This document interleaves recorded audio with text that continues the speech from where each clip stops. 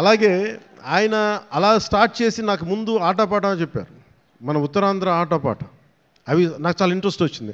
మెల్లిగా ఆయన్ని చిన్న ఏమంటుంది పాముని ఏమంటుందని ఒక వైల్డ్ యానిమల్ని ట్రైన్ చేస్తారు చూసారా, అలా కొద్దిగా టేమ్ చేసి ట్రైన్ చేసి ఒక 2 అక్కడ దాకా తీసుకొచ్చాను నన్ను. అంటే నోట్లో నుంచి ఒక వాక్యం, అమ్మ ఇట్రా నాన్న నేను బయటికి వెళ్తున్నాను చెప్పడానికి కూడా నేను తటపాయించే నా వ్యక్తిత్వానికి ఒక 1.5 hour ఒక స్ట్రీట్ ప్లే చేయించిన గంత బై ద ఎండ్ ఆఫ్ 2 నెలలు. సో నన్ను అంత ట్రైన్ చేసి నేను నేర్చుకున్నది ఏంటంటే నటన నేర్చుకోలేదు ఈయన దగ్గర, ధైర్యాన్ని నేర్చుకున్నాను ఈయన దగ్గర.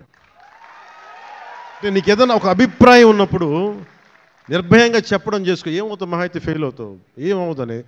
నాకు ఎందుకు ఆయన పాదాలకి ఈరోజు ఎప్పుడు నాకు అనిపించిన ఎందుకు ఇష్టం అని నమస్కారం పెడతానంటే, నాకు ధైర్యాన్ని నాకు పరిచయం చేసిన వ్యక్తి ఆయన. అంటే నీకు అభిప్రాయాలు 100 ఉండొచ్చు, లోపల భావాలు 1,00,000 ఉండొచ్చు, కానీ వాటి మీద నువ్వు ముందుకొచ్చి దాన్ని యాక్ట్ చేయకపోతే ఏం అవ్వదు అనేది నాకు ఆయన నోటితో చెప్పాల, ఆ ట్రైనింగ్ ద్వారా చెప్పారు.